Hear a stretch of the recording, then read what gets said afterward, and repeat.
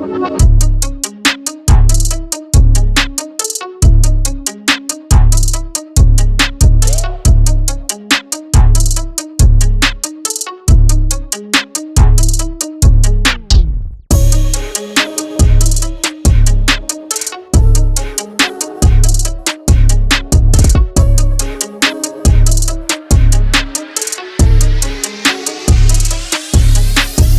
today we got our hands on the 2022 CT4 V Blackwing, and we're gonna do a little review on it. So let's first do a little point of view walk around of the car as if you guys were standing right here looking at it. So the first thing you notice is the front lip. It's carbon fiber, and look how good it looks in the sun.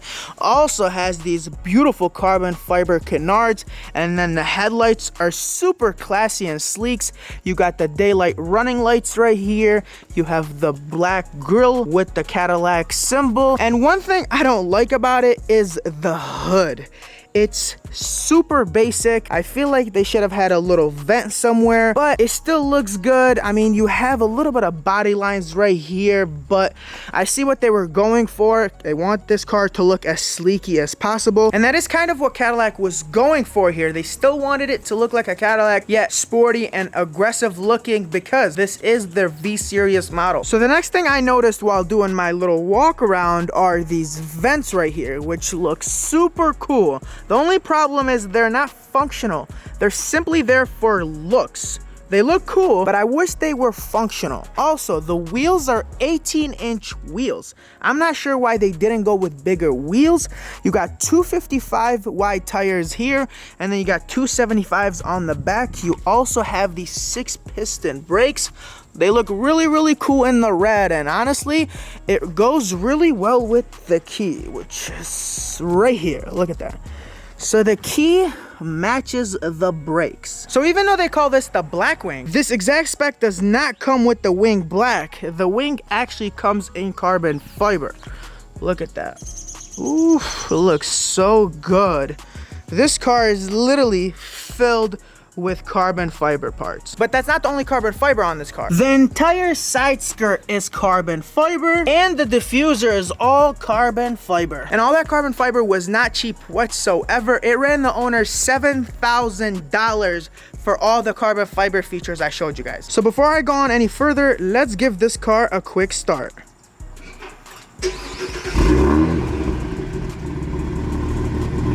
It actually doesn't sound so bad, and if you want to hear this thing revving, you'll have to wait till later on in the video. So now let's jump into the interior. So here we have leather, black piano accents, white stitching, beautiful bucket seats with diamond stitching, more of the white accents. You got these beautiful red seat belts. You got this beautiful Alcantara steering wheel. You got carbon fiber right here. You got the V button right here. I'll tell you guys what that is later on. And then you got these beautiful paddle shifters, and you got the Alcantara headliner. You got a wireless charger here, which might not be the best option out there for those who like to cheat. Now you can't tell your girl that your phone died and you can't charge it. You have a wireless charger. And here's what the shifter looks like. You got park as a button, you got reverse, neutral, drive obviously, and then you could also go into manual mode. Here are the rest of the controls. You got more carbon fiber here, you got your modes right here, your traction control right here, and then you got this, which is not really a button, but it's just there. And now let's give this thing a start. So we got to give it about 5 seconds because it's going to keep ringing. All right, are we done? Okay, we are done. All right, so first things first is telling me to buckle my seatbelt up, and that message is going to stay there until it wants to go. So I think it should be going any second here. Alrighty, we're waiting. It's gone. So first things first, you have this beautiful digital display, and it also changes with the modes. So I'm gonna click this right here. Watch what happens. We're gonna go into snow mode.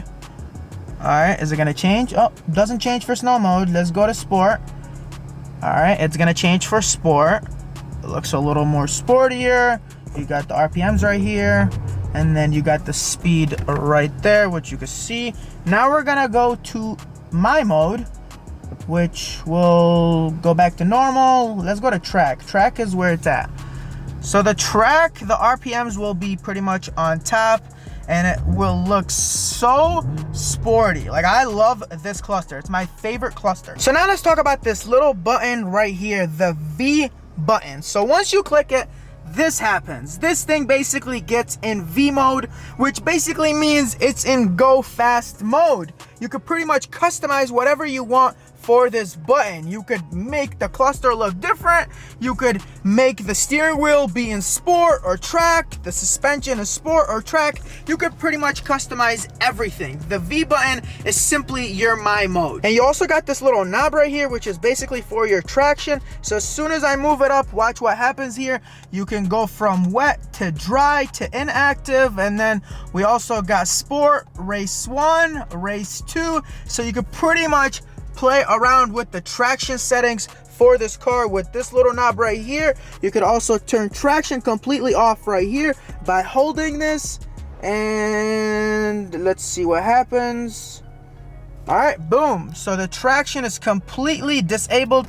As you can see, that basically tells you that it's completely disabled. And here you have Apple CarPlay, Android Auto, your nav, and my favorite part is the PDR. Let me show you guys what that's all about. So we're gonna click video overlay, we're gonna do preview, and boom!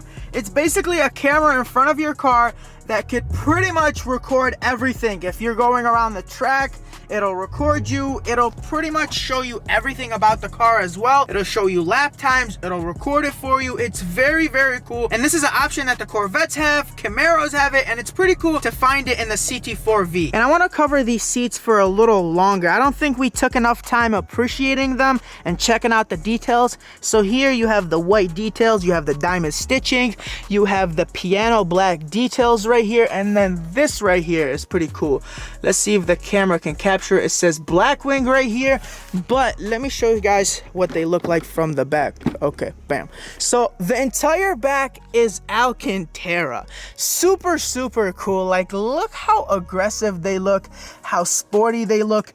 You don't have much room back here for anyone to sit, honestly. I mean, look at that. Yeah, there's not much room, but you do have these red seat belts. You have the V symbol, more of that diamond stitching. I don't think this back seat is ever gonna be used. So we got my friend Mattathias here. His real name is Matt. I call him Mattathias just for fun, but he's gonna help me kind of see if he could fit back here. How tall are you? Like 5'8"? Yeah, 5'7", 5'8". 5'7", 5'8". So we're gonna show you guys what a 5'7" to 5'8" person.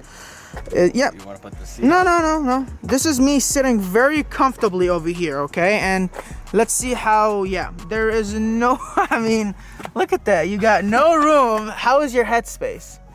Barely. Yeah, so if you're 5'9", you will not fit in the back seats of the V. So now let's check what's under the hood. You have a 3.6 liter V6 twin turbo producing 472 horsepower with 455 pound-feet of torque, which means this thing is not a slouch. So like I said, 472 horsepower, which is amazing for this car.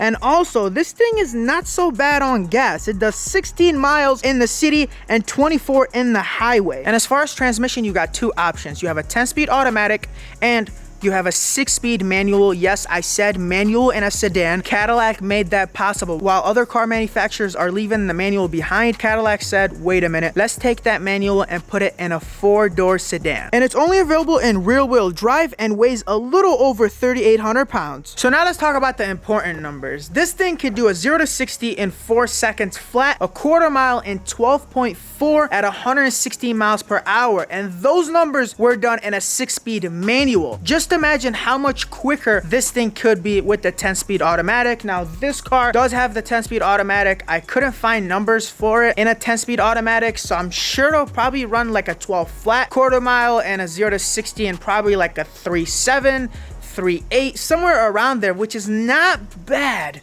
considering this isn't the fastest V Blackwing out there. You still have the CT-5 Blackwing, which has like 680 horsepower, somewhere around there. So it's not bad for a 472 horsepower car. So now Matt's gonna rev the car up for us.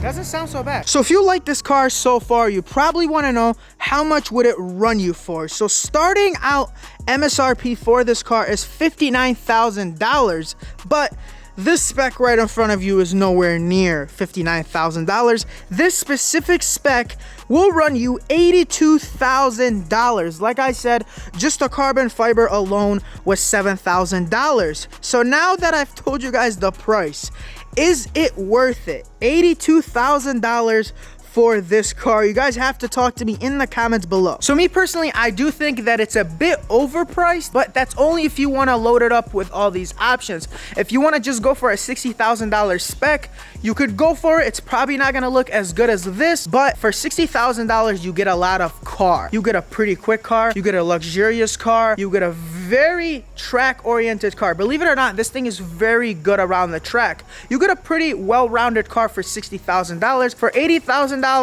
it's pretty much pushing it. And like I said, this is only the baby to the CT-5V. This is pretty much like an ATS-V to the CTS-V. It's pretty much like the little brother. So you could still go a little higher with this and go up to like a CT-5V, and that will run you up $100,000 plus. But like I said, for $60,000, if you don't want to max it out in, you know, options or whatever, this is a pretty cool car. I think it's the perfect car for $60,000, under $60,000 starting out. So now we're gonna say bye to this car, but in the next video, we're gonna take it out on a drive and pretty much beat the living heck out of it, and maybe even do a few 0 to 60s. Now, I hope we could get like a 3.8, 3.7 0 to 60, and maybe that would justify the $82,000 price on this. Probably not, but I don't know. At least you can get in the 0 to 60 if you're paying that much for a car. But anyways, guys, I'm gonna let you guys go. I hope you guys enjoyed today's video. If you did, give it a big thumbs up, leave your thoughts in the comments below, and make sure you are subscribed to the channel, and I will see you guys on the next one. Peace.